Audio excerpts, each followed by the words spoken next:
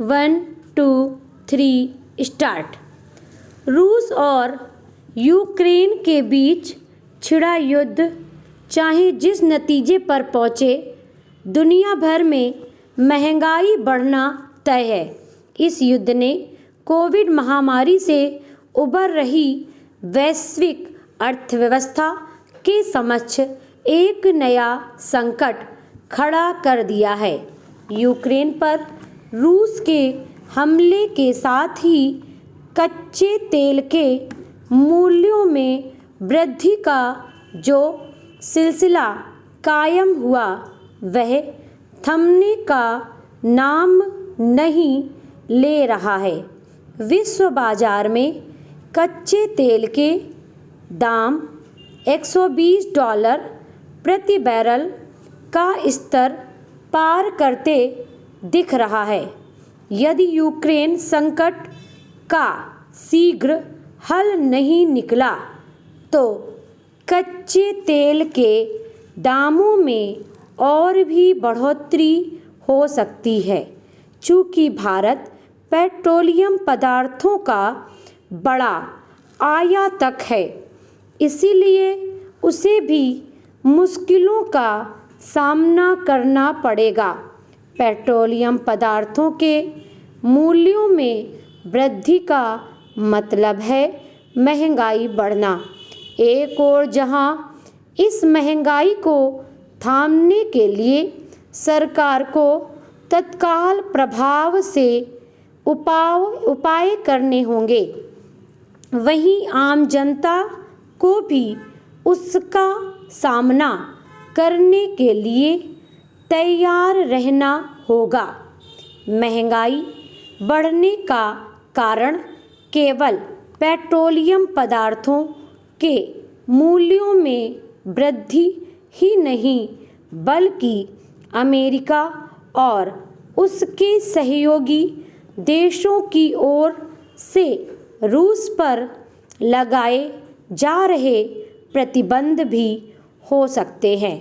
जैसे सरकार इन प्रतिबंधों के असर से बचने की तैयारी कर रही है, वैसे ही उसे पेट्रोलियम पदार्थों के दामों में उछाल से बचने के लिए सक्रिय होना होगा। यह कठिन काम है, लेकिन कुछ तो उपाय करने ही होंगे।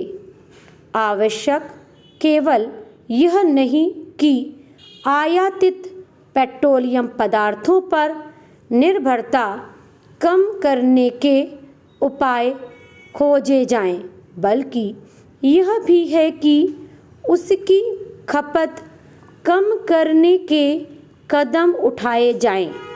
ऐसे कदम तभी सफल होंगे जब जनता का सहयोग मिलेगा। आवागमन के लिए सार्वजनिक परिवहन के साधनों का अधिकाधिक उपयोग समय की मांग है।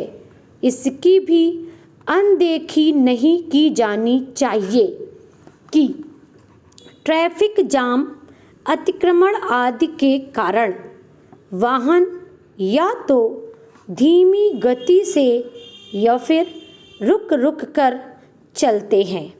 इससे ईंधन की बहुत बर्बादी होती है। इसे तुरंत तो नहीं रोका जा सकता, लेकिन ऐसे कदम तो उठाए ही जा सकते हैं जिससे इस बर्बादी पर यथासंभव रोक लगे। इसके साथ ही ऐसे भी जतन किए जाने चाहिए जिससे इलेक्ट्रिक वाहनों के चलन को बढ़ावा मिले।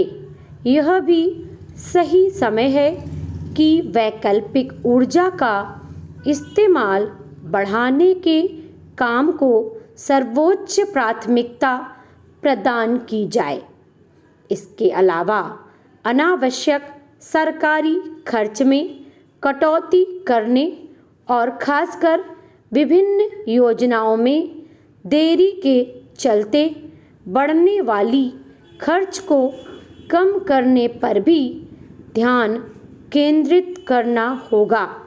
इस मामले में जितनी सजगता केंद्र सरकार को दिखानी होगी, उतनी ही राज्य सरकारों को भी निर्धारित बजट में तय समय पर काम पूरा करना सुनिश्चित किया ही जाना चाहिए।